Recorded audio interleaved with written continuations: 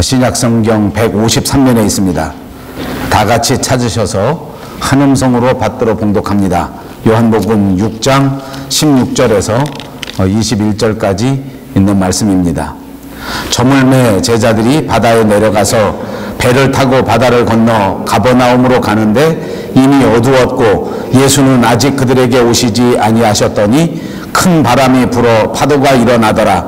제자들이 노를 저어 10여리쯤 가다가 예수께서 바다 위로 걸어 배에 가까이 오심을 보고 두려워하거늘 이르시되 매니 두려워하지 말라 하신대 이에 기뻐서 배로 영접하니 배는 곧 그들이 가려던 땅에 이르렀더라. 아멘. 네, 오늘은 요한복음 강의 18번째 시간입니다. 지난주에는 우리가 예수님께서 오병이어의 기적을 베푸신 기적의 사건에 대하여 말씀을 들었습니다.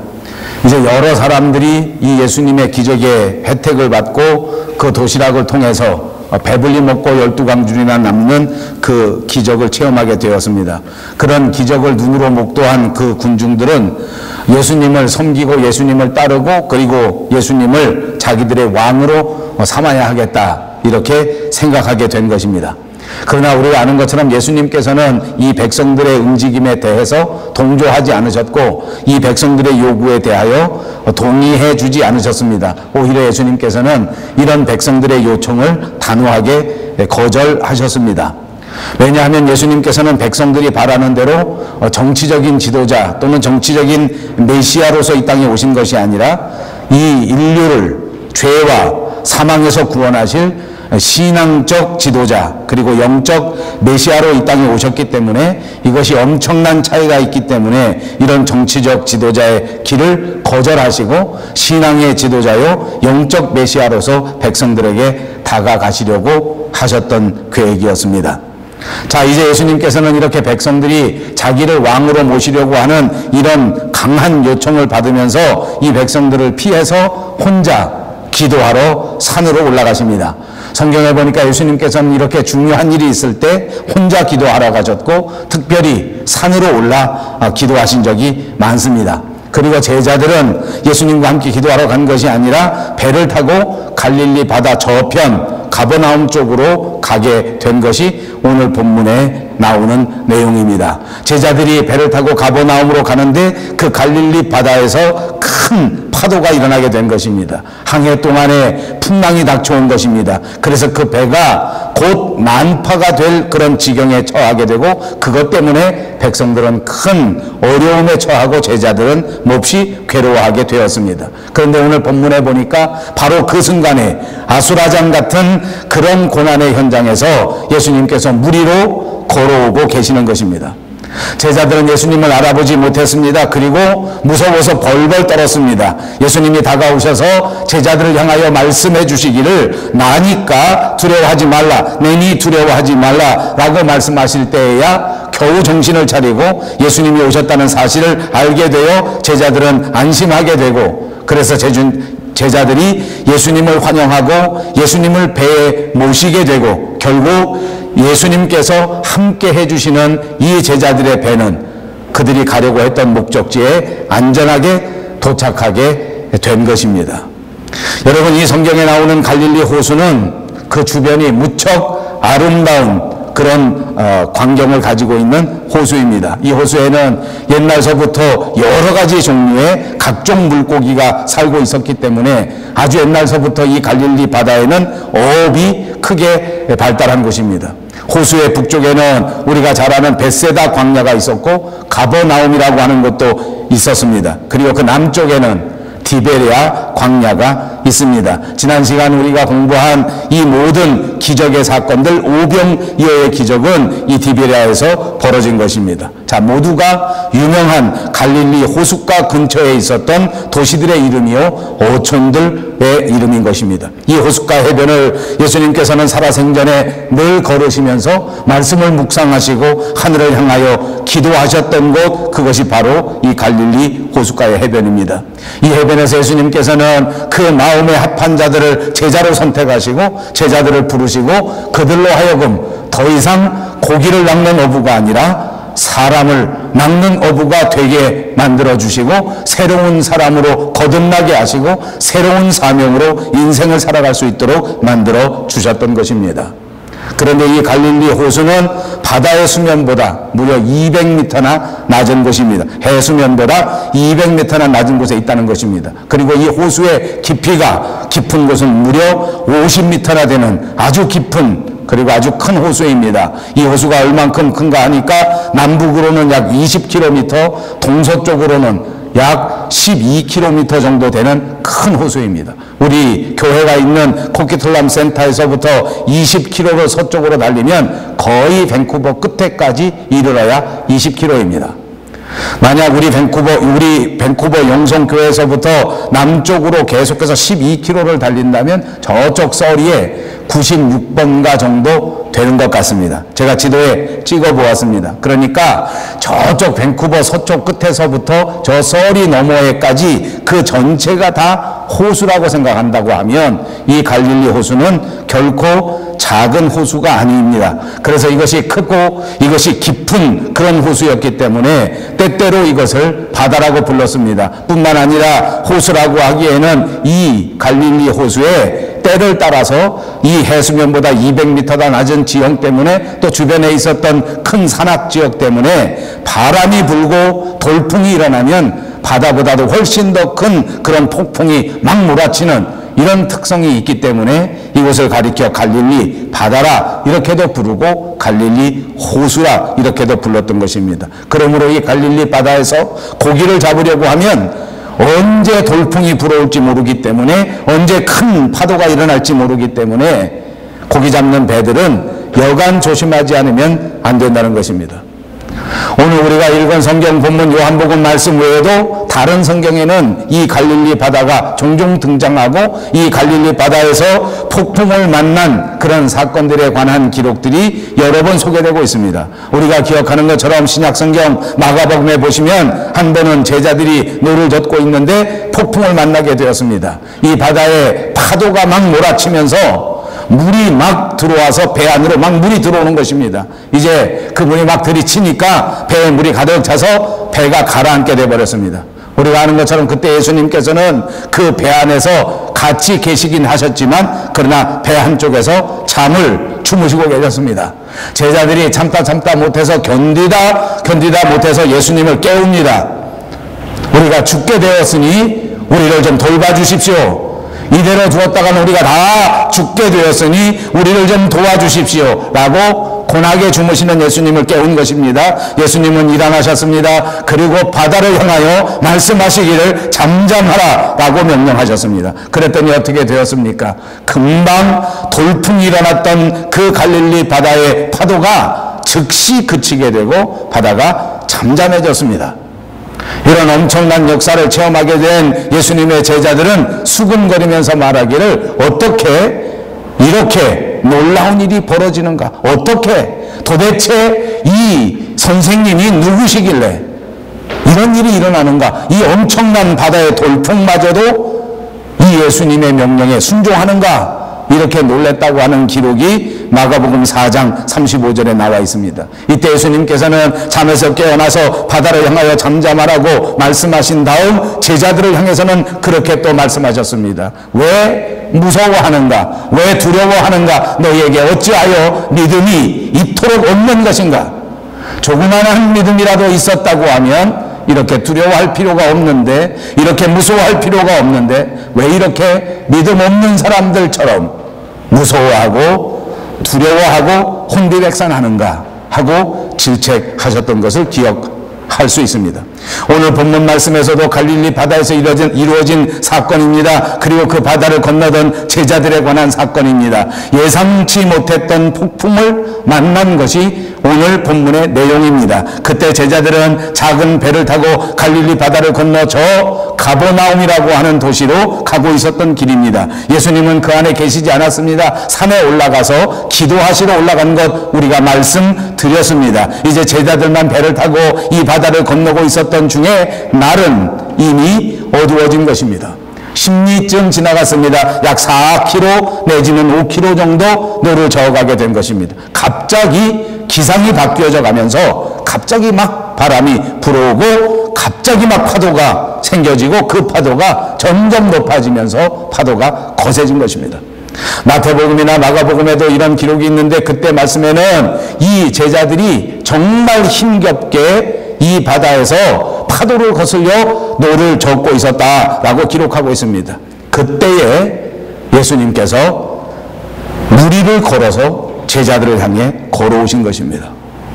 마태복음이나 마가복음에는 이 제자들이 예수님을 알아보지 못했다고 기록하고 있습니다. 뿐만 아니라 제자들이 생각할 때에는 예수님이라고 하는 것은 꿈에도 생각하지 못하고 지금 저기서 걸어오는 분이 귀신이다, 유령이다 이렇게 생각하고 깜짝 놀라 큰 소리를 지르면서 놀라 혼비백산했다 이렇게 기록하고 있습니다. 예수님은 제자들을 바라볼 때 이 제자들이 모두가 다 겁에 쌓였습니다. 두려움에 휩싸이게 된 제자들을 바라보시면서 나다 그러니까 무서워할 일이 아니다, 나다 그러니 두려워하지 말라, 내니 두려워하지 말라 라고 말씀하신 것입니다. 제자들은 이때야 정신이 번쩍 들었습니다. 이제 다시 깜짝 놀랐던 마음을 추스리고 예수님을 반갑게 맞이할 수 있게 되었습니다. 예수님이 오셨습니다. 이제 선생님이 다시 오신 것입니다. 진짜 그토록 무서웠던 그 환경 속에서 너무너무 귀한 분, 너무너무 반가운 분 예수님이 오셨기에 그분을 영접해드려 그들이 타고 가는 배로 모신 것입니다. 이제 그 배에는 예수님이 올라타셨습니다. 이제 그 배는 드디어 평안을 찾았습니다. 이제 그 배는 드디어 그 배가 가야 할 목적지에 무사히 도착하게 되었습니다. 이것이 오늘 성경 본문의 내용입니다. 마태복음 16장에는 이때 우리가 잘 아는 유명한 이야기도 등장합니다. 바로 베드로에 관한 이야기입니다. 여러분 모두 아시지 않습니까? 베드로가 이렇게 이 무서운 상황 속에서 파도 속에서 예수님이 걸어오시는 것을 보았습니다. 예수님이 물 위를 막 건너서 걸어오시는데 얼마나 반갑고 얼마나 좋은지 또 마음이 얼마나 놓이는지 너무너무 좋아해서 다른 사람들은 그저 두 손을 들고 예수님을 환영했는데 베드로는 그 순간에 예수님에게 이렇게 요청합니다. 유령이 아니고 귀신이 아니고 진짜 선생님이시거든, 진짜 예수님이시거든 나더라도 불러주셔서 이 물 위에 걸어갈 수 있게 해 주십시오. 여러분 어떻습니까? 저와 여러분이라면 우리 베드로처럼 이렇게 예수님에게 한번 요청하시겠습니까? 저는 가만히 생각해 보니까 그런 상황 속에서 이렇게 베드로처럼 예수님에게 나도 좀 걷게 해주십시오 라고 요청하지 못했을 것 같아요. 겁에 사로잡히면 두려움 속에 빠져 있으면 이 엄청난 기회를 놓칩니다. 우리가 살아가는 인생길에서 두려워하고 무서워하다 보면 우리가 정작 체험해야 될 인생의 가장 기쁜 행복도 인생의 가장 아름다운 체험도 그 기회가 다 없어져 버린단 말입니다. 베드로는 정말 여러 가지 약점이 많은 제자이지만 어느 한쪽에는 정말 부러운 제자입니다. 이런 두려운 상황 속에서 이런 무서운 상황 속에서 다른 제자들은 다 예수님이 유령인 줄 알고 귀신인 줄 알고 벌벌 떨고 있는 상황 속에서 예수님을 발견하고 금방 믿음으로 돌아서서 그 마음에 평안이 막 물밀듯이 오면 그 마음의 모든 두려움이 즉시 사라지는 거예요. 그리고 나니까 예수님이 기적을 행하시고 예수님이 물 위로 건너오시는데 얼마나 신기하던지 얼마나 놀랍던지 나도 예수님한테 부탁해서 나도 걸어가 봐야 되겠다. 여러분 저는 이런 일이 우리 인생에 생겨질지 안 생겨질지 모르지만 저나 여러분 인생에 이런 일이 생겨지면 우리도 베드로처럼 예수님에게 꼭 요청하셔서 주님 저도 물 위에 한번 걸어가게 해주십시오. 그렇게 꼭 하시기를 주님의 이름으로 축복합니다. 그러려면 어떻게 해야 됩니까? 정신 똑바로 차려야 됩니다. 그러려면 어떻게 해야 됩니까? 벌벌 떨고 있으면 안 됩니다. 그러려면 어떻게 해야 됩니까? 침을 해서는 되지도 않습니다. 지금 여러분 얼굴 표정 같아가지고 아무도 그런 사람이 없어요. 얼굴에 막 생기가 넘쳐야 돼요. 마음속에 막 믿음이 넘쳐나야 돼요. 아주 든든한 믿음 위에 서서 씩씩하게 살아야 주님의 기적을 체험할 수 있게 된다고 말해요. 여러분, 오늘부터 든든한 믿음 위에 사시기를 다시 한번 주님의 이름으로 축복합니다. 확신 위에 서셔서 하나님이 우리에게 베풀어 주시는 엄청난 기적, 엄청난 행복, 엄청난 기쁨, 넘치는 감사를 다 체험하시고 다 누리시는 여러분 모두가 되시기를 주님의 이름으로 축복합니다. 그렇습니다. 베드로는 예수님 앞에 이렇게 요청하고 예수님께서 흔쾌하게 받아주셨기 때문에 어떻게 되었습니까? 위를 걸어가게 되었습니다. 다른 어떤 사람도 체험해보지 못하는 엄청난 기적을 베드로는 체험하게 된 것입니다. 그렇습니다. 믿음으로 하나님 앞에 요청하면 하나님께서 믿음의 기적을 베풀어 주신다는 교훈입니다. 그는 끝까지 믿음을 붙들고 믿음 충만하게 걸어갔다면 예수님과 더불어 바다에 걷고 뛰고 할렐루야를 외칠 수 있었는데 순간적으로 다시 눈을 내려 파도를 바라보다가 그만 믿음이 적어져서 다시 물에 빠졌다고 성경이 기록합니다. 그때에도 예수님은 이렇게 말씀하십니다. 믿음이 적은 자요, 믿음이 적은 사람아, 어찌하여 의심하느냐? 왜 의심하느냐? 믿음이 적은 사람아, 왜 의심하느냐? 의심하면 믿음의 기적에서 다시 떨어진단 말입니다. 의심하면 믿음의 행복에서 다시 떨어진단 말입니다. 의심하면 확신의 삶에서 또다시 흔들리게 된단 말입니다. 그러므로 믿음은 의심하지 말아야 합니다. 그러므로 우리의 신앙은 흔들리지 말아야 합니다. 그렇습니다. 오늘 우리는 이 말씀을 통하여 다시 한번 우리의 믿음을 깊이 생각해 볼 수 있는 기회가 되시기를 바랍니다. 오늘 본문 이 말씀을 통해서 우리는 몇 가지 중요한 것을 생각해 볼 수 있습니다. 그 첫째는 제자들이 거센 파도와 더불어 힘들어하고 있는 이 고난의 현장에 예수님께서 걸어오셨다는 내용입니다. 저는 이 말씀을 읽을 때마다 우리 삶에 정말 위로가 되고 큰 용기가 생깁니다. 어떤 경우 어떤 형편이든지 우리는 결단코 혼자가 아닙니다. 우리의 삶의 모든 현장 가운데 하나님께서 언제나 찾아와 주시고 예수님께서 언제나 다가와 주시고 우리와 함께 계신다고 하는 이 엄청난 사실을 꼭 믿음으로 받아들이기를 다시 한번 주님의 이름으로 축복합니다. 그렇습니다. 우리가 예배드리는 현장에서 뿐만이 아닙니다. 우리가 학교 다니는 학교의 현장뿐만이 아닙니다. 우리의 가정, 형편 어떤 곳에서도 언제나 주님은 우리와 함께 계신다는 것입니다. 그렇습니다. 우리가 기뻐할 때도 우리가 슬퍼할 때도 우리가 건강할 때도 때로는 우리가 질병 가운데 빠져 있을 때라도 우리가 무슨 일로 크게 실망하고 어떤 일 때문에 크게 상처받고 어떤 일 때문에 절망 속에 빠져 들어가 있을지라도 그 자리에 주님은 언제나 찾아와 주시고 아니 이미 그 자리에 예수 그리스도께서 함께 계신다는 사실입니다. 이 놀라운 말씀이 누가복음 24장에도 있습니다. 여러분 아십니까? 엠마오로 걸어가던 두 제자의 이야기입니다. 글로바라고 하는 제자 그리고 또 이름을 알 수 없는 한 사람의 제자가 예루살렘을 떠나 엠마오 자기 고향으로 돌아가고 있었습니다. 이 두 사람은 예수님께서 십자가 위에 돌아가셨다고 하는 사실 때문에 그는 다시 일어설 수 없는 회복할 수 없는 깊은 절망 속에 빠져 들어가게 되었습니다. 그토록 믿었던 사람, 그토록 의지했던 예수 그리스도, 그토록 기다렸던 메시아, 그분이 십자가 위에 힘없이 죽어가셨다고 하는 사실을 듣고 난 다음 그는 가졌던 모든 생각이 그야말로 멘붕이 이루어지고 그가 가지고 있던 모든 희망도 그야말로 산산조각이 나고 말았습니다. 그때 그들은 모든 것을 포기한 채 서쪽으로 엠마오로 걸어가고 있었습니다. 그러나 성경은 우리에게 가르쳐주지 않습니까? 이 두 사람과 함께 걸어가고 있었던 사람이 있었습니다. 예수 그리스도는 그때에도 그 제자들과 함께 걷고 있었습니다. 우리가 잘 아는 어메이징 그레이스 찬송 가사를 쓴 영국의 유명한 존 뉴턴이라고 하는 분이 있습니다. 이분은 말하기를 모든 성경책이 다 없어진다고 할지라도 이 누가복음 24장에 나오는 엠마오 길에 예수 그리스도에 관한 말씀만 있다고 하면 우리에게는 너무나 충분하다라고 말한 적이 있습니다.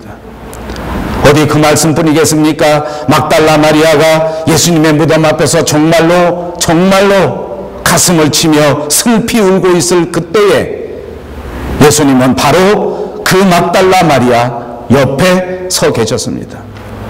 마리아는 그분이 예수님인지를 몰랐습니다. 동산을 지키는 동산지기인 줄 알았습니다. 나중에 이 사람이 마리아를 향하여 마리아야 라고 부르실 그때에 그 음성이 기억나고 그 목소리가 기억나 드디어 그 옆에 서 계신 분이 예수 그리스도라고 하는 사실을 알게 되었습니다. 예수님은 겁 속에 사로잡혀 두려움 속에 사로잡혀서 다락방에 숨어 문을 꽁꽁 걸어 잠그고 어찌할 바를 알지 못하는 제자들, 그 제자들과도 함께 계셨습니다. 그리고 그 제자들에게 오신 예수님께서 제자들에게 말씀하시기를 너희에게 평안을 주노라. 내 평안을 준다. 하나님의 평안 샬롬, 하나님의 평안 샬롬을 제자들에게 나누어 주었습니다. 사도행전 23장에 보면 진짜 위대한 말씀이 기록되어 있습니다. 그리스도의 복음을 이방 세계에 전파하기 위하여 평생을 바친 사도 바울. 이 사도 바울은 성령의 인도하심을 따라 예루살렘까지 오게 되었습니다. 예루살렘에 가기 직전에 옆에 있는 모든 사람들이 그에게 말하기를 예루살렘에 가면 위험하다. 그를 말렸습니다. 심지어 그때 유대 출신 아가보라고 하는 유명한 선지자는 바울이 가지고 있는 허리띠를 가지고 자기 손을 묶어가면서 환상에서 본 그대로 바울에게 설명했습니다. 이 허리띠의 주인이 마치 내가 지금 하는 것처럼 이렇게 결박이 되어 예루살렘에 들어가면 여기에서 위험한 형편에 처하게 되고 그 군대에 붙들려서 결국은 이렇게 죽게 된다고 하는 것을 환상 가운데 보았다. 성령의 계시를 받았다라고 간증하기도 하였습니다. 많은 사람들이 사도 바울을 말렸습니다. 많은 사람들이 사도 바울을 만류하고 사도 바울에게 가지 말라고 말한 것입니다. 그러나 우리가 성경에서 본 것처럼 바울은 예루살렘에 들어갔습니다. 가자마자 그 사람들이 말하는 것처럼 사도 바울은 붙들리게 됩니다. 체포당하였습니다. 그리고 감옥 속에 갇혔습니다. 여러분, 성경의 사도행전에 보니까 뭐라고 기록되어 있는지 아십니까? 그 감옥 속에 체포되어 감옥 속에 붙들린 그날 밤에 주께서 바울의 곁에 서서 이르시되 담대하라. 내가 예루살렘에서 나의 일을 증거한 것 같이 로마에서도 증거하여야 하리라. 그렇습니다. 내가 힘들어하고 내가 실망하고 때로는 내가 좌절하고 내가 무서워서 두려워 벌벌 떠는 내 삶의 모든 현장 가운데 주님은 내 곁에 계신다는 것입니다. 이 믿음을 붙잡으십시오. 이 믿음으로 충만하십시오. 이 믿음 하나만 있으면 이 믿음이 저와 여러분을 지킵니다. 이 믿음이 저와 여러분을 행복하게 합니다. 이 믿음이 저와 여러분을 살립니다. 이 믿음이 저와 여러분에게 새로운 용기를 주게 될 줄 믿습니다. 그러므로 모든 아픔이 변하여 기쁨이 될 것이요 모든 절망은 다시 소망으로 희망으로 일어나게 될 것입니다. 두려움 대신 무서움 대신 하나님이 우리에게 주신 하나님의 평강 샬롬, 이 평안이 저와 여러분의 마음속에 넘쳐나시기를 주님의 이름으로 축복합니다. 믿음만 붙잡으시면 이 샬롬이 우리 마음속에 들어옵니다. 이 샬롬이 우리 마음속에 채워집니다. 이 평안이 우리 마음속에 넘쳐나게 될 줄로 믿습니다. 이것이 성도의 삶입니다. 이것이 성도의 특권입니다. 이것이 크리스찬이 가질 수 있는 유익입니다. 여러분, 저 여러분은 마땅히 이렇게 살아야 합니다.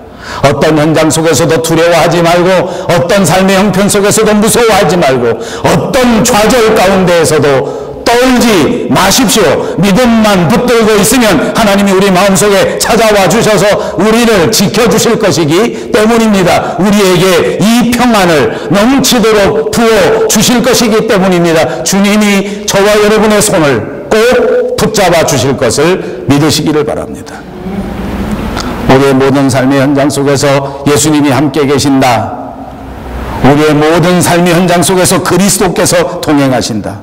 이 말씀의 뜻은 뭔지 압니까? 내가 겪는 이 모든 고통, 내가 겪는 이 모든 좌절, 내가 겪고 있는 이 모든 갈등, 이 모든 문제들을 주님도 함께 겪으신다는 것입니다.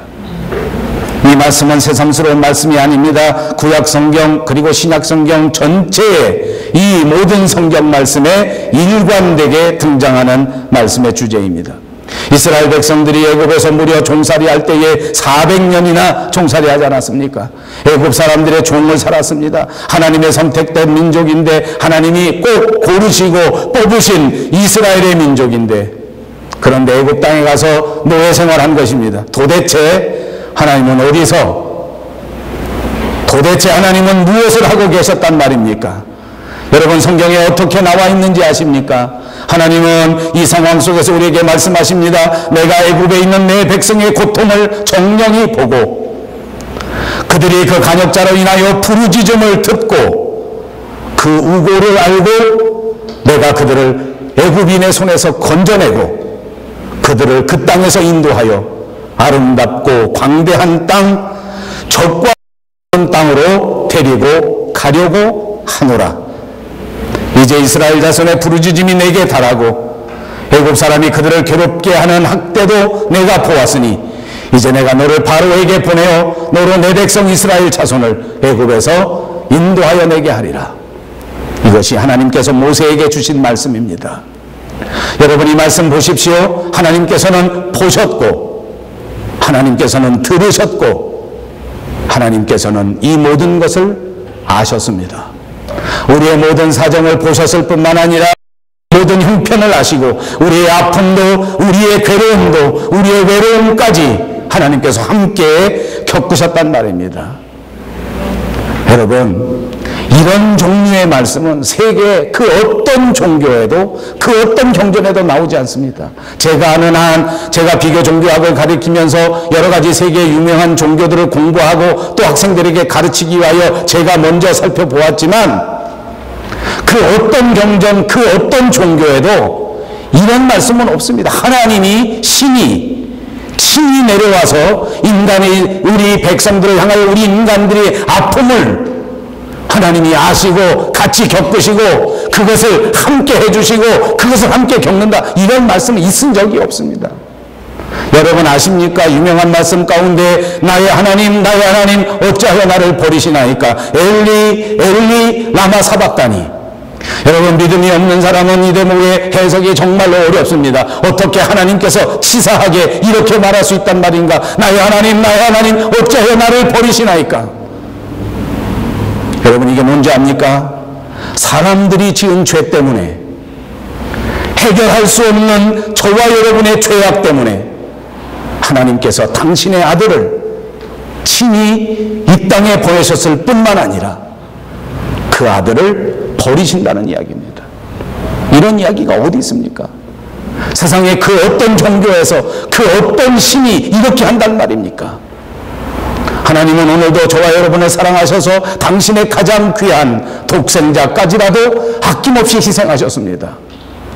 하나님은 하늘의 높은 보좌를 포기하신 채 이 땅에 내려오셔서 저와 여러분과 함께 우리의 육신을 입고 살아가는 이 삶의 모든 우여곡절을 함께 해주고 계신단 말입니다.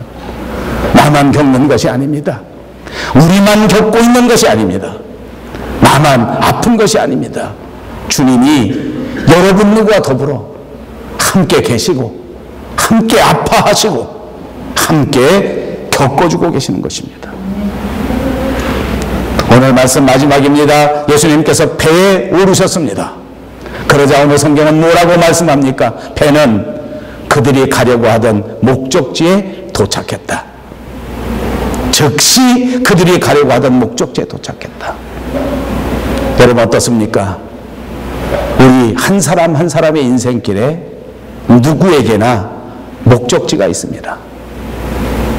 우리가 잠시 잊고 살아가는 것이 우리 인생의 문제입니다. 여기 오신 한 사람, 여러분들 가운데 단 한 사람도 목적지가 없는 사람이 없습니다.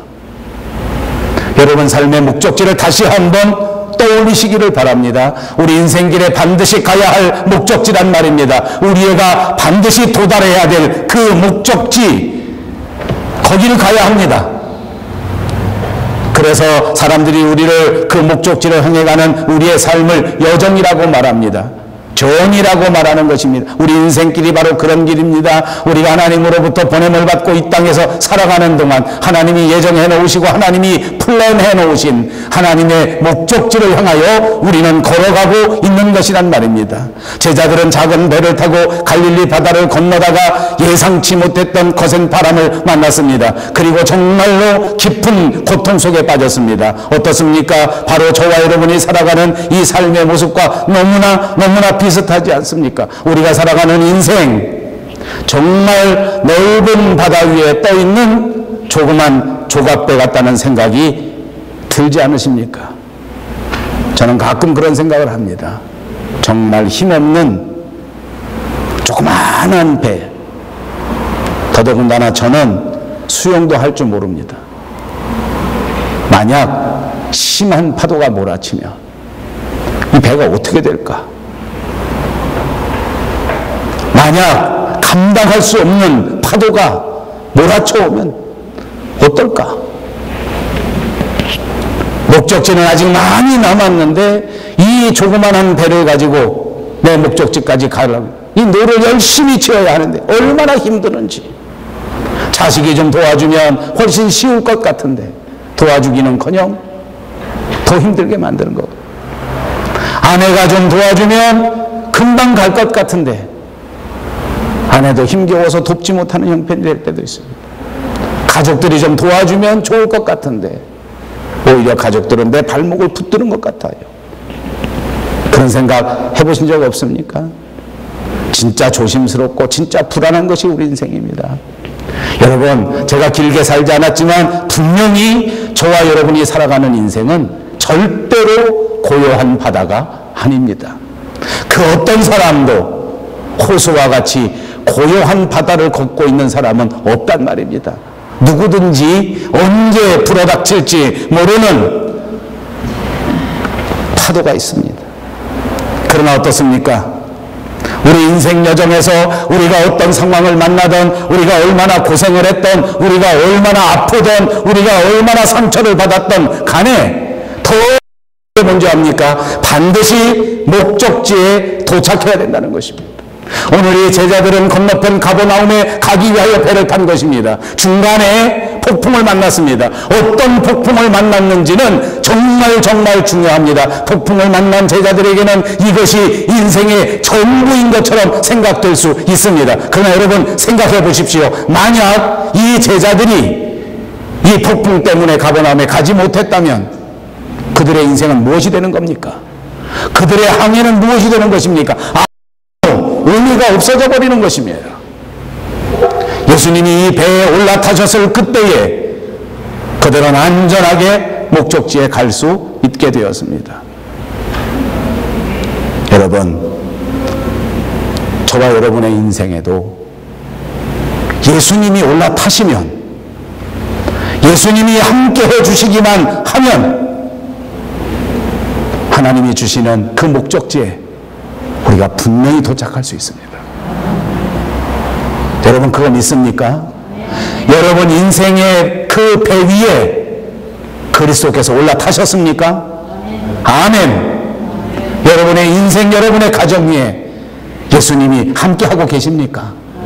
아멘. 아멘. 꼭 믿고 사십시오. 주님이 여러분의 가정의 배 위에 타셨기 때문에 여러분은 목적지에 도착합니다. 믿습니까? 제가 웃기는 소리 하나 하겠습니다. 심각하게 듣지 마십시오. 어차피 목적지에 갈 때는 어떤 게 멋있는지 압니까? 드라마틱한 게 멋있습니다. 이왕 목적지에 갈 때는 중간에 배 태워 가다가 태풍이 막 그냥 몰아쳐가지고 막 빙빙 돌다가 배가 막 왕왕 돌다가 막 그러다가 탁 떨어졌는데 안 죽고 살아나면 나중에 목적지에 도착했을 때 이야기거리가 풍성해. 살다가 한 번도 안 아프고 살면 얼마나 좋겠습니까? 나 여러분, 이왕 목적지에 도착할 거면 아파도 된통 아파 보십시오. 괜찮아요. 나중에 주님 만났을 그때 아픈 것 때문에 간증거리가 더 많아. 믿어집니까? 내가 이렇게 심술이 많아. 짐승이 많아. 이왕 목적지에 도착할 건데 편안하게 돈 많이 가지고 그냥 다 부족함 없이 그냥 이렇게 편안하게 살다 가겠다. 그런 생각하지 마세요. 돈도 있었다 없었다 하면 얼마나 재밌는 줄 알아? 그거 압니까? 있었다 없었다 진짜 재밌어요. 저는 조금 알아요. 교인도 많았다 적었다 하면 재밌어. 이렇게 적어져 버리니까 기운 쭉 빠지다가도 하나님이 때를 따라주는 거예요. 이렇게 적을 때가 있어야 나중에 주님이 어차피 우리 교회에 올라타셨는데 목적지 갈 건데 갔을 때 야 그래 맞다. 2014년 9월 셋째 주 그렇게 가지고 어떻게 그 교회 하겠냐. 그래서 교회가 계속 여기 붙어 있을까 이거 사람이 이렇게 없어가지고 그러다가 없어져 버리면 진짜 힘드는 거지만 목적지에 딱 도착해가지고 가서 보면 그거 재밌어. 오늘 되게 재밌는 거예요. 재밌습니까? 오늘 예배 끝나면 다 재밌어 하시기 바랍니다. 여러분 예수님이 배에 올라타시니까 이 제자들이 목적지에 도착하는 거예요. 여러분 오늘 여러분들과 함께 생각한 이 무리를 걸어오시는 기적의 사건은 요한복음에 나오는 기적 사건 가운데 5번째 사건입니다. 이 말씀은 단순히 예수님께서 무리를 걸어가셨다는 것 그것이 중요한 것이 아닙니다. 이 기적은 저와 여러분에게 교훈을 주는 것입니다. 이것은 하나님이 우리에게 베풀어 주시는 사인입니다. 그러면 그 하나님의 사인의 의미가 뭔지 압니까? 하나님이 하나님이시고 하나님이 하나님의 아들이시고 하나님이 우리의 인도자가 되시고 하나님이 우리의 인생에 올라 하나님이 우리의 인생의 목적지로 데리고 가신다. 여러분 오늘 우리 요한복음은 다른 마태복음이나 마가복음이나 누가복음보다 훨씬 후에 기록된 성경책입니다. 학자들마다 조금씩 차이는 있지만 그러나 이것이 대부분 서기 한 90년쯤 100년쯤 돼서 이 요한복음은 쓰여졌다 그렇게 말합니다. 그렇다고 하면 이 요한이라고 하는 사람이 무려 60살 70살 됐을 때에 이 책을 썼을 것이다 그렇게 말하는 겁니다. 이 말 제가 왜 하는지 압니까? 이것이 요한 사도에게 있어서는 그 사역의 초기에 일어났던 사건인데 그것을 60년 후에 기록한 거란 말이에요. 60년이 지났는데도 이렇게 생생하게 그 바닷가에 있었던 사건이 마음속에 그대로 남아있는 거예요. 이게 그만큼 중요하다는 것입니다. 그만큼 소중하다는 것입니다. 주님이 우리의 도움이시오. 예수님이 우리의 인도자이십니다. 여러분 인생길을 즐겁게 가려고 하면 인생길을 아름답게 살려고 하면 훌륭한 지도자를 만나야 합니다. 좋은 사람을 만나야 합니다. 여러분 여행길을 만나고 여행길이 즐겁고 여행길이 유익하려면 어떻게 돼야 합니까? 탁월한 가이드를 만나야 하는 것 아닙니까? 여러분 우리가 이민생활하니까 정말 좋은 교회를 만나고 좋은 사람을 만나면 이민생활이 훨씬 더 즐겁고 훨씬 더 힘이 덜 드는 것입니다. 그렇지 않습니까?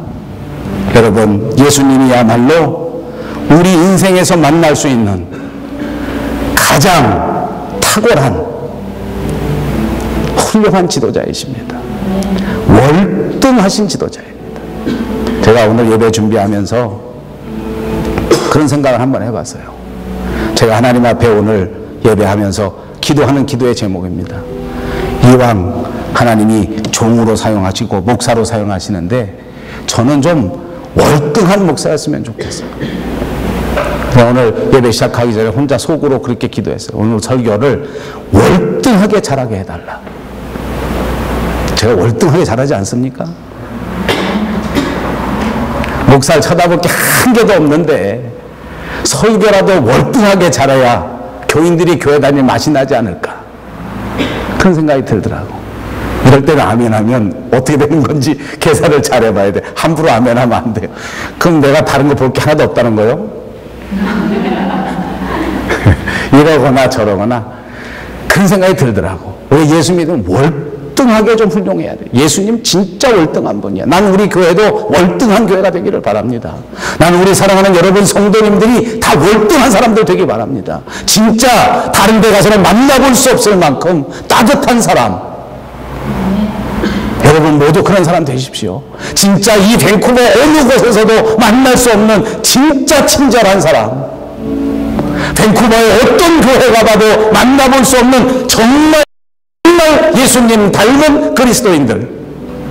저와 여러분 그렇게 되셔서 하나님을 기쁘시게 하고 우리와 함께 하시는 그 예수님과 더불어 우리에게 말씀하시는 그 목적지를 향하여 주님과 더불어 씩씩하게 걸어갈 수 있는 저와 여러분 모두가 되시기를 주님의 이름으로 축복합니다. 기도합니다. 자비하신 우리 하나님 참 감사합니다. 주님은 우리의 영혼의 닷과 같은 분입니다. 이제 우리의 남은 인생을 주님 앞에 모두 맡깁니다. 주여 우리 인생을 이끌어 주셔서 우리가 가야 할 그 천성 문까지 그 골고다 언덕까지 무사히 데려다 주시옵소서. 예수님의 이름으로 간절히 기도하옵나이다. 아멘.